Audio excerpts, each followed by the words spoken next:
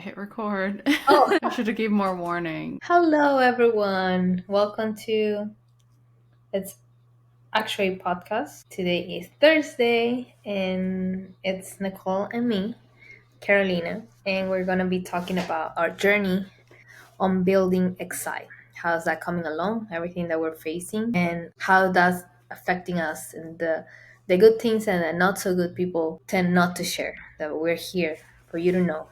So you know what you're getting into when you're building a company. So Being real. yeah, we're being real. Hmm. All right, so let's jump into it. So, how's this week been for you, I Nicole? feel like it's been good. Yeah. It feels good for like my psyche that like we're getting traction in some way and like there's movement. Hmm. As I was mentioning last week, shaking the bag,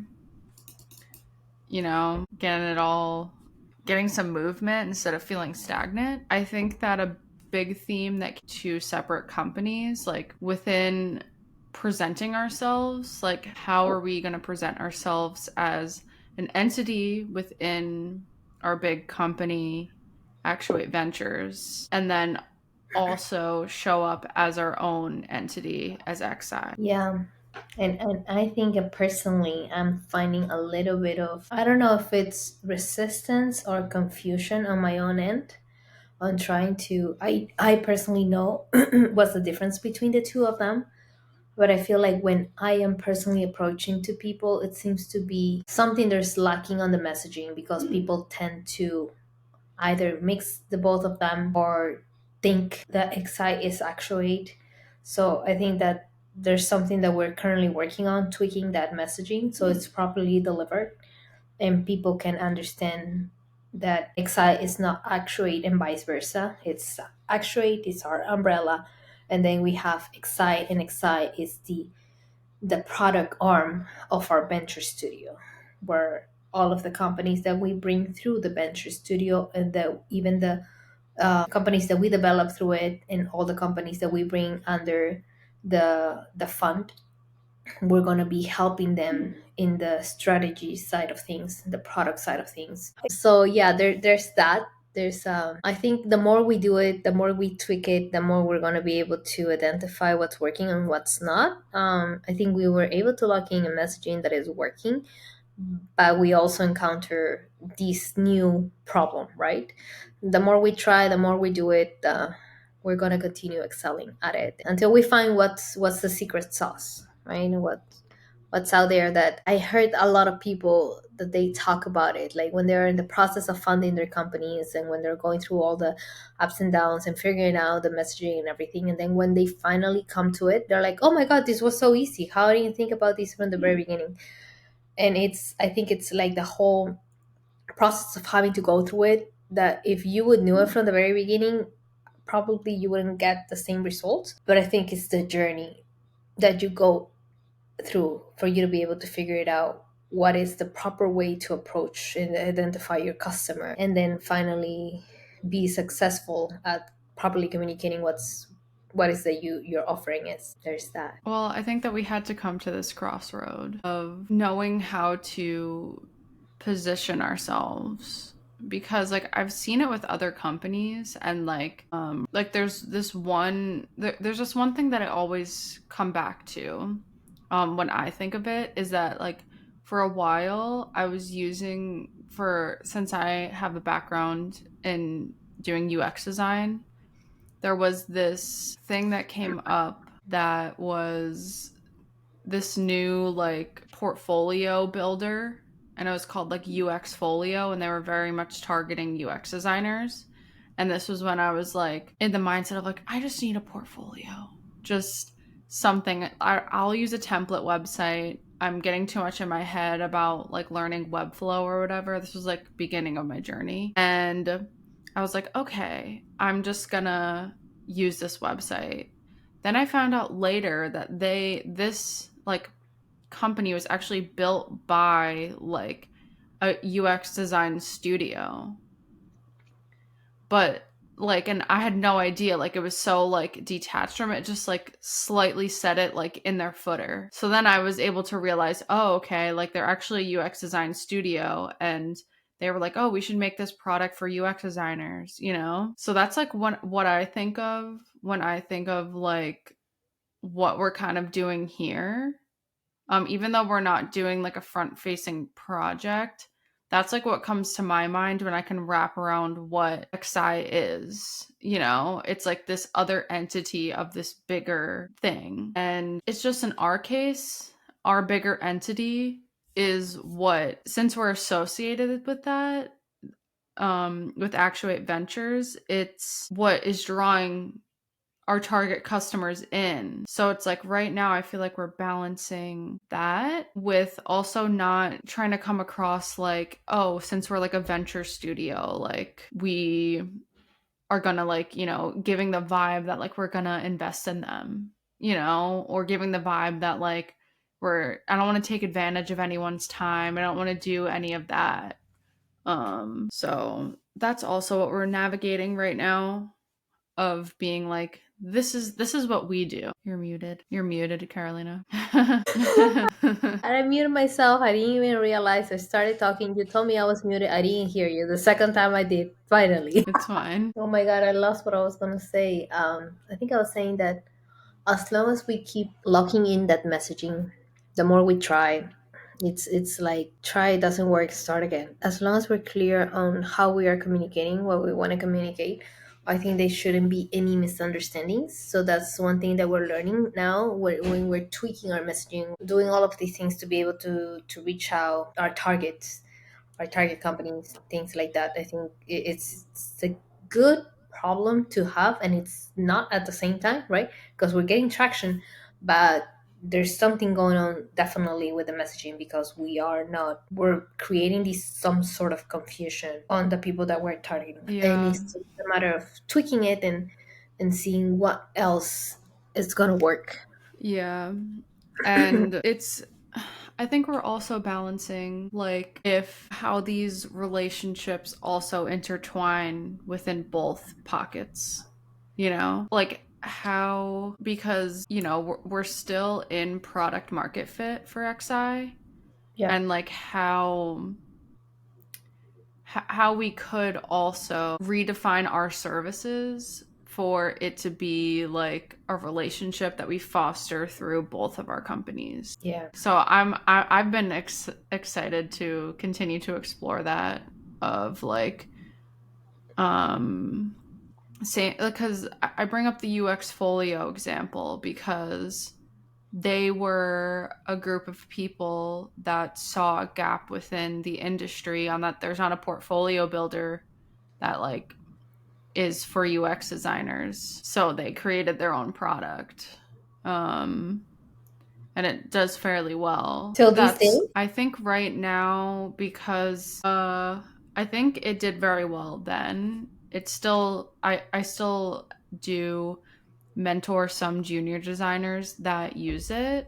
Um, but I think that now you could really tell when something's made with a template, and they don't want that anymore within industry. They want you to make your own custom site. It shows off so much better when you were able to design that site. So they're probably more for like a junior designer that like is just getting started and doesn't know what to do. It's like a good baseline first portfolio, Yeah. but I still get their emails. I see they're making improvements on it, but I think definitely like the web flows and the framers are like taking over that space.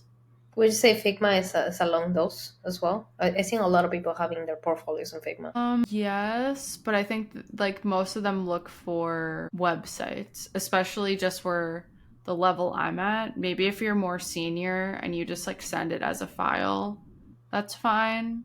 But it seems like the industry has changed where like you need a present facing What? website. Even if it doesn't show much, still they want you to have like some website to show them. Isn't how, like you say, like they used to do that, and it used to be the norm, right, for people to use these, and then as everything evolves and everything changed, the industry is now migrating toward having something personalized, not no longer having the templates. Yeah. And I feel like that translates into the VC world. What? How come? Well, I feel like what we're doing now is the new definition of like the future of VC by making it a studio. And like we're coming into it as the perspective of designers, and that design is what's going to push this forward, and strategy and the execution part of it. I'm just interested to see if that's, I truly think that it is what makes or breaks a company, especially the strategy. And if we are targeting just aerospace, the execution that keeps coming back from who we're talking to is like a really big factor in it, because there's a lot of moving parts within aerospace. It is all just like moving along with the industry and what they need and what they want.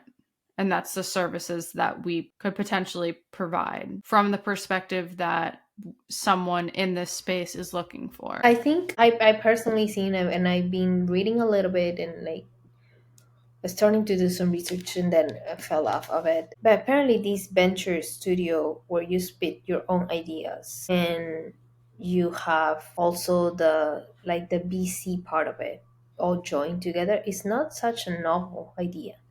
I heard companies that they started doing it on the 90s. It wasn't as popular as it is now, Mm-hmm. and even it's becoming more known for people. I feel like there's still a good chunk of people that don't know about it.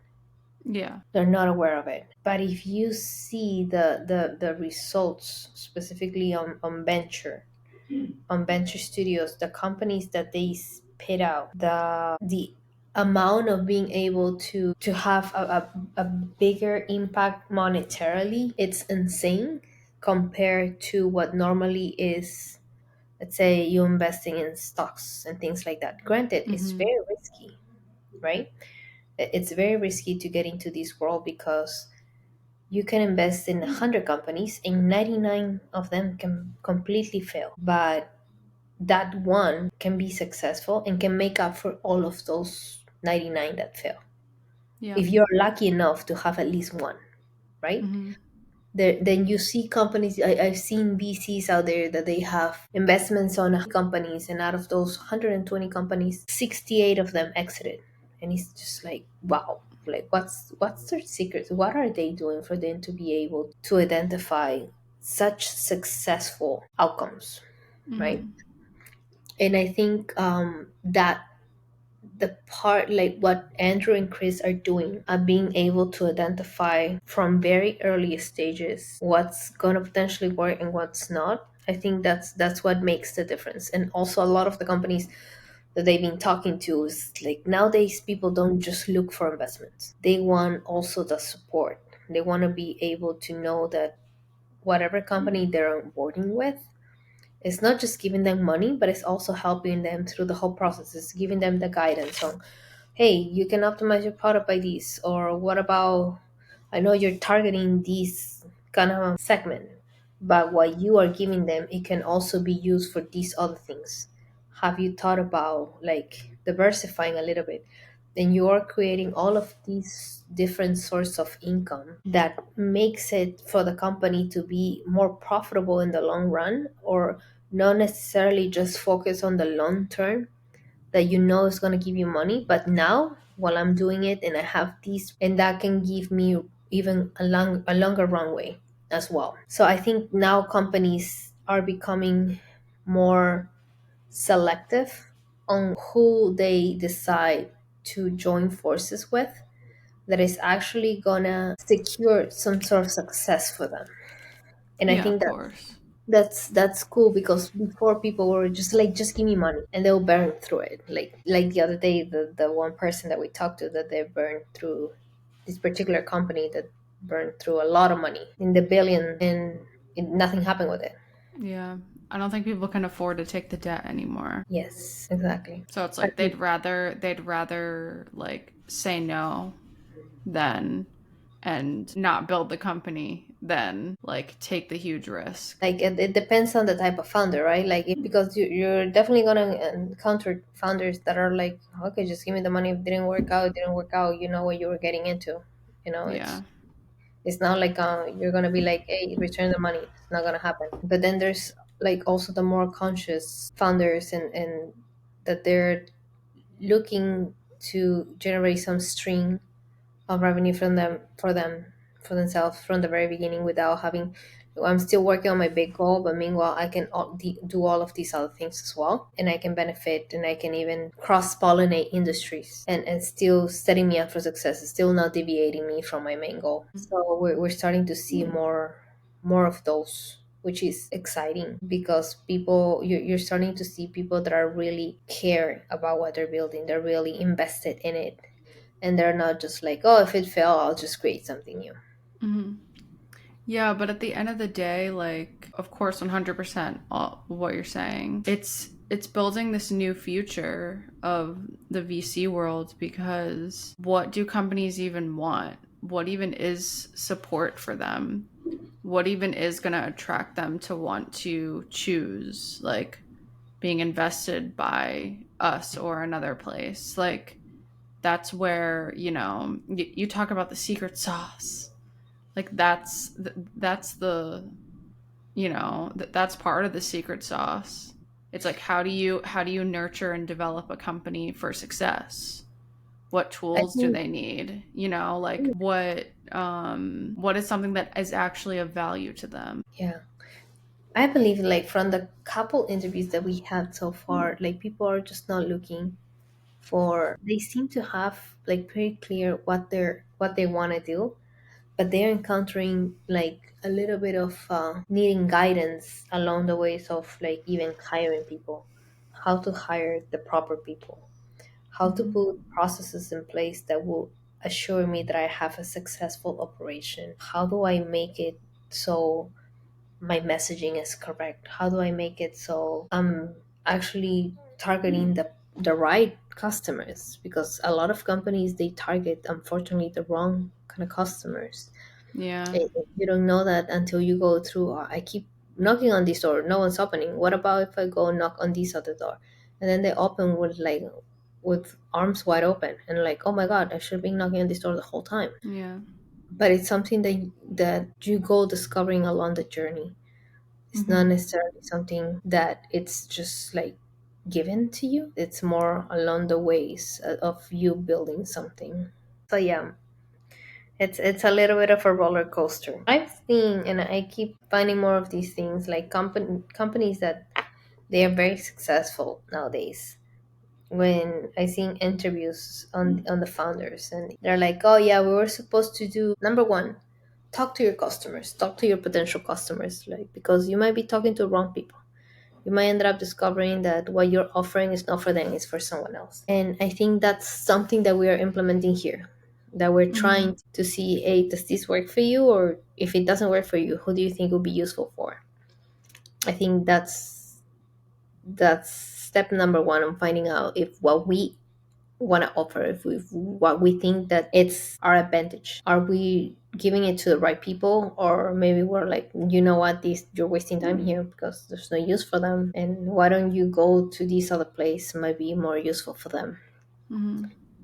Um, so I think that's a very important thing that a lot of companies nowadays they build things for the sake of building, and then they realize, oh, I ended up with this product but no one likes it or it's no use for them. But you already spent all of the time building. Rather Hmm. than doing the proper research from the very beginning, talk to your customers, because they are the ones that are going to give you the most insights that you're looking for. They're going to be the ones giving you the answers that you're looking for, and it's going to allow you to build something that actually makes sense, that is going to be useful for them, not just building Yeah. something for the sake of building it. It's like, it's more solution forward than problem focused. Or they think they're solving a problem with what they are presenting, but when you go deep in it, that problem didn't need to be solved. There was something more Or there's a urgent. better solution. Yeah, there was something more urgent that people really needed and everyone disregarded it. Or it Like, doesn't truly solve the problem. yeah. Yeah, especially now with the boom that we're having on AI, I feel like there's a lot of companies that they're doing a lot of the same things. And what's their differentiating factor there?